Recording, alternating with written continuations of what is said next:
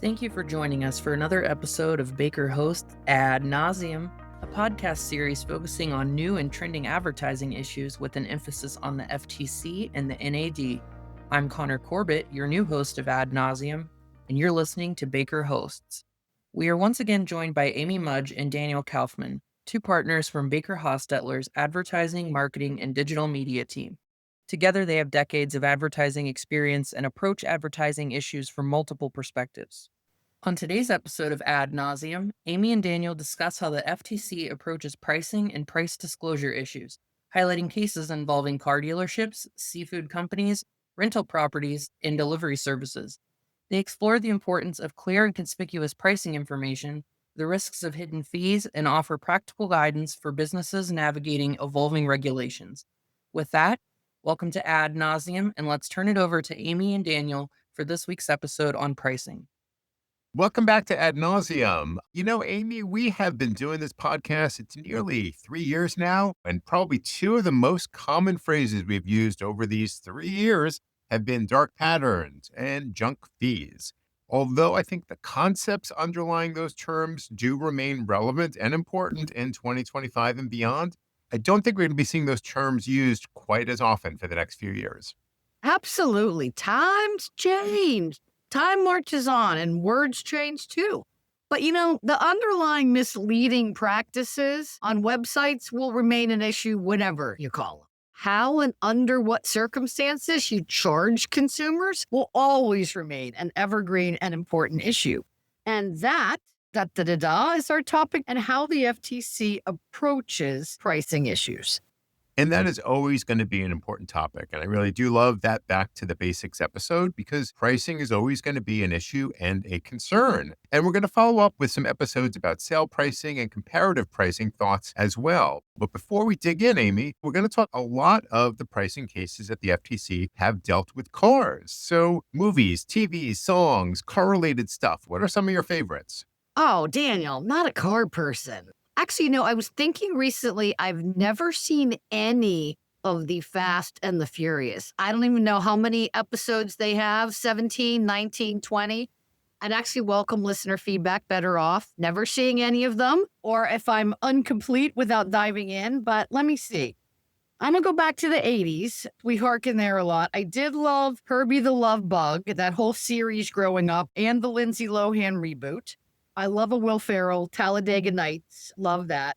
Thelma and Louise, a car movie? They take a big road trip. Thelma and Louise, and then TV shows. Oh, Knight Rider. Okay, David Hasselhoff, pre-Baywatch. Felt a kinship with that talking car. And songs.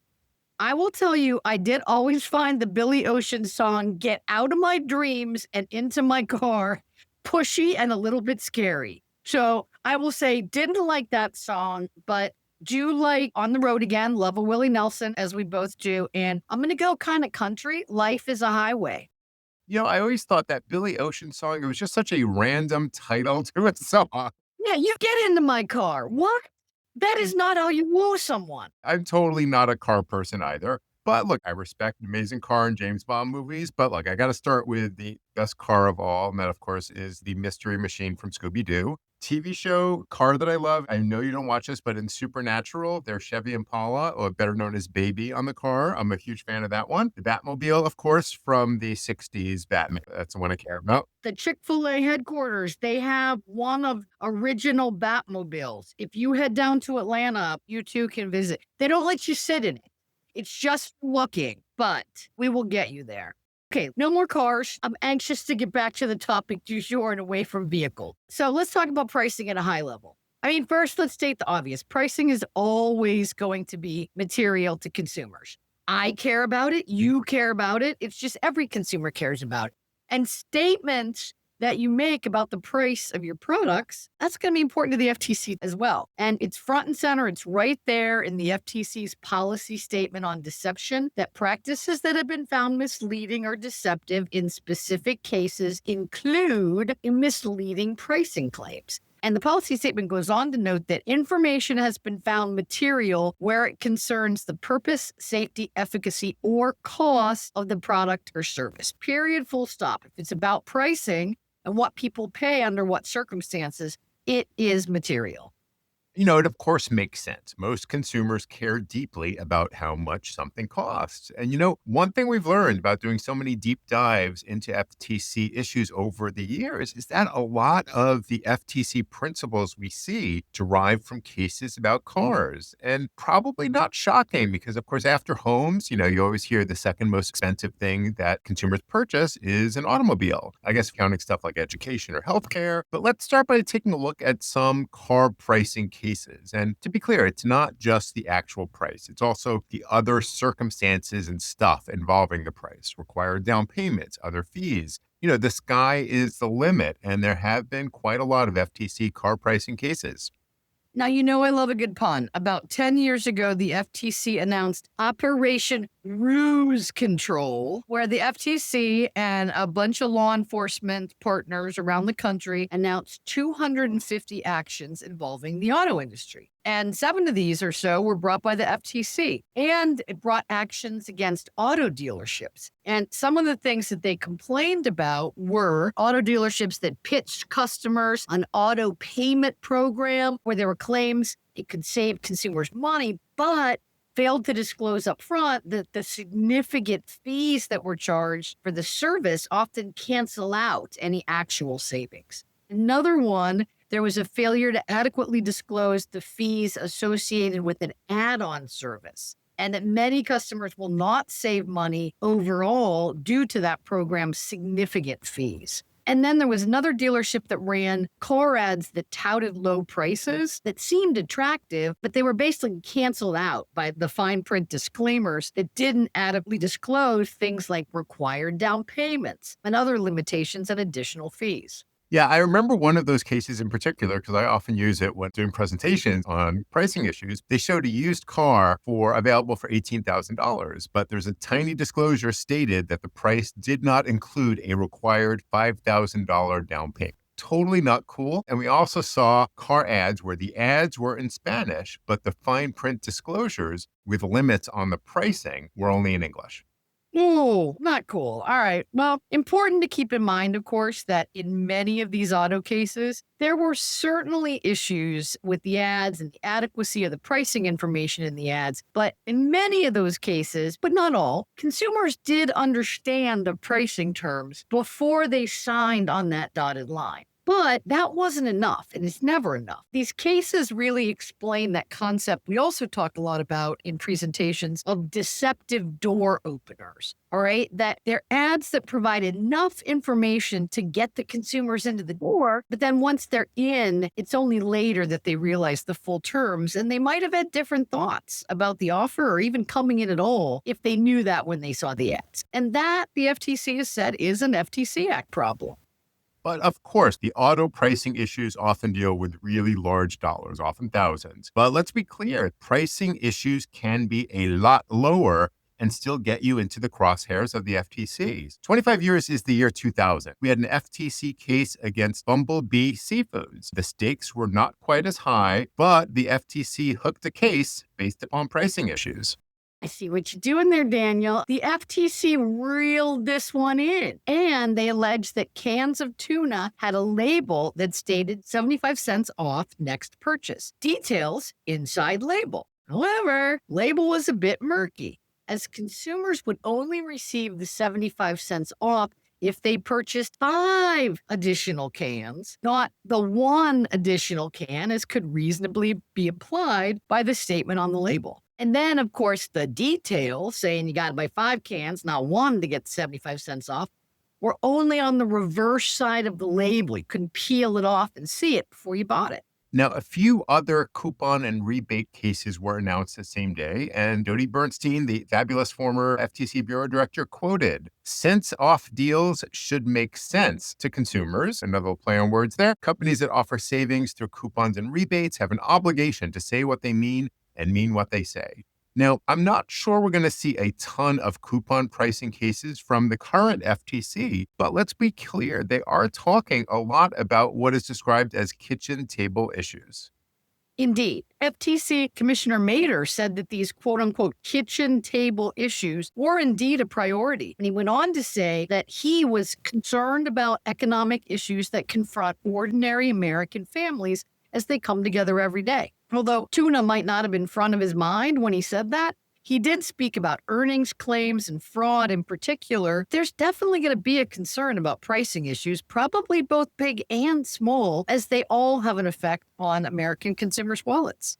Yeah, so let's take a look at some of the more recent pricing cases. We're not going to talk about the junk fees rule too much. I know we've done that on prior podcasts, but we all know, look, essentially it requires all-in pricing in the hotel and ticket industry. But keep in mind, we still have the FTC Act, and we have seen other contexts where the FTC has raised concerns about pricing claims that didn't include mandatory fees.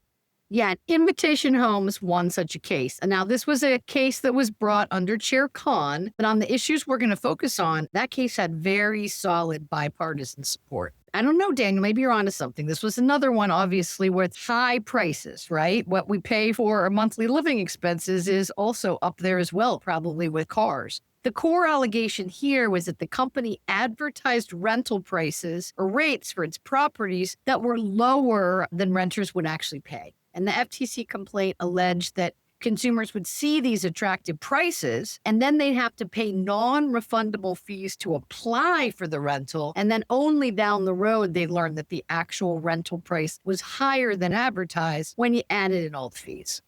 Yeah, the agency alleged that those undisclosed mandatory fees included things like a utility management fee and other sorts of fee bundles that the agency called hidden costs.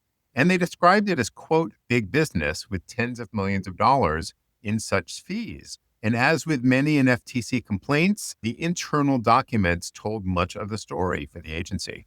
Yes, there were allegedly emails and slide decks that added to the story. And of course, there were customer complaints. And the customer complaints were pretty consistent about the add-on fees that weren't included in the advertised price. And this case settled for a pretty large sum of money, $48 million. And the injunction was pretty important as well. Now, although this industry, of course, is not subject to the junk fees rule, the FTC order required the company to display the total monthly leasing price, which included all mandatory fees more prominently than any other pricing information. So it's sort of an order that has a mini junk fees rule for the company. So this is where it gets interesting, Amy. How much should we read into this case? Yeah, really important question. And, for years and years, there was a general understanding that if you, let's say, had an online transaction and all of the pricing information was disclosed clearly and conspicuously before the customer hit pay, at least it was in that shopping cart, it was okay to put forward an initial price that didn't include extra mandatory fees. And that was something even Democrats got behind. But I think now the tide is turning and that concept is certainly being chipped away at. And really, I think companies have got to be looking closely at their pricing flows and really consider whether to adjust things in light of what we're seeing at the FTC and in the states, because we also have states entering in here and promulgating broader type of junk fee laws as well.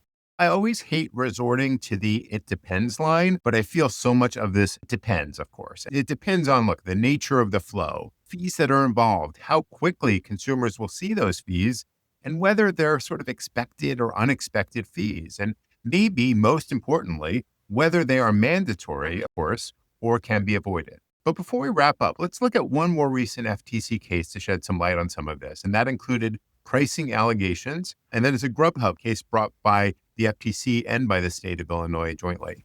Now, this is one of those cases that was announced in the last few weeks of the Chair Khan FTC. There was a flurry of activity at the end. Look, there are different opinions, and there were a lot of allegations in that case. There was definitely bipartisan support regarding the pricing issues, and namely the complaint alleged that the true costs of the delivery services were hidden through other types of service fees or even these small order fees that were tacked on at the end of the ordering process above and beyond what was promised as a single flat delivery fee. And they also alleged that Grubhub, like lots of other companies, had a subscription service that they would provide free or $0 delivery. But then the allegation went on that they still charged for delivery with delivery fees under orders that didn't hit a certain minimum threshold and things they called delivery fees, but they called them service fees.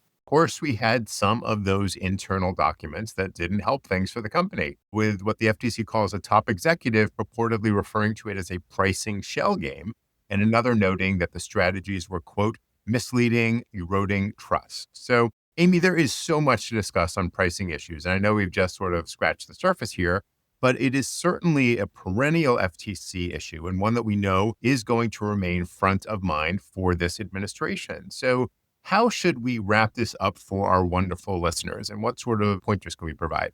Well, I feel like we should start looking at this from the extreme or the bookend, like the car cases. Don't do that kind of stuff that we talked about. If you're touting a price, particularly a high ticket price, and omitting key additional information about that pricing, like your example of a large additional down payment, don't do that. All right. But the fact is, folks will eventually learn of the actual price. But that's not going to lessen the burden of a large FTC investigation. But if you have certain mandatory fees that customers will pay, you need to think long and hard as to whether you're just better off including those fees, wrapping them up in the advertised price. If you don't do that, you've got to make very clear and conspicuous disclosures about those additional fees that consumers will encounter in the process. And you really need to include those up front, certainly not wait until the checkout pages. We know that the FTC is very concerned about rental markets, so certainly these areas should be looked at closely. Of course, hotels and tickets. And these pricing concerns are relevant to everyone, regardless of your income.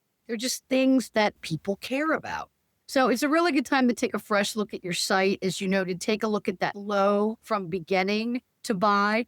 And if consumers are going to be probably a bit PO'd when they see about a new fee down the line that's going to change the price, particularly if it's going to change the price significantly. Talk to your lawyer and think long and hard as to whether that's a model you want to stick with. And this is an area that is ripe for attack, not just by the FTC, but by class action lawyers as well. So big business on that side too.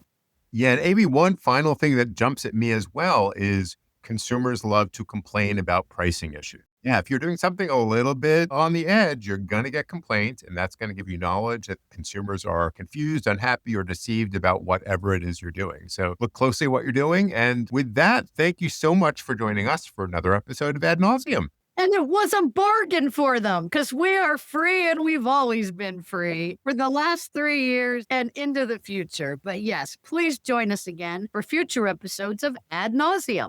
Thank you, Amy and Daniel. If you have any questions for Amy or Daniel, their contact information is in the show notes. For more information on the latest developments in ad law, visit our Adventures in Law blog at www.adventures-in-law.com. And check out all Ad Nauseam episodes by subscribing to Baker Hosts wherever you get your podcasts. As always, thanks for listening to Baker Hosts. Comments heard on Baker Hosts are for informational purposes and should not be construed as legal advice regarding any specific facts or circumstances. Listeners should not act upon the information provided on Baker Hosts without first consulting with a lawyer directly. The opinions expressed on Baker Hosts are those of participants appearing on the program and do not necessarily reflect those of the firm. For more information about our practices and experience, please visit bakerlaw.com.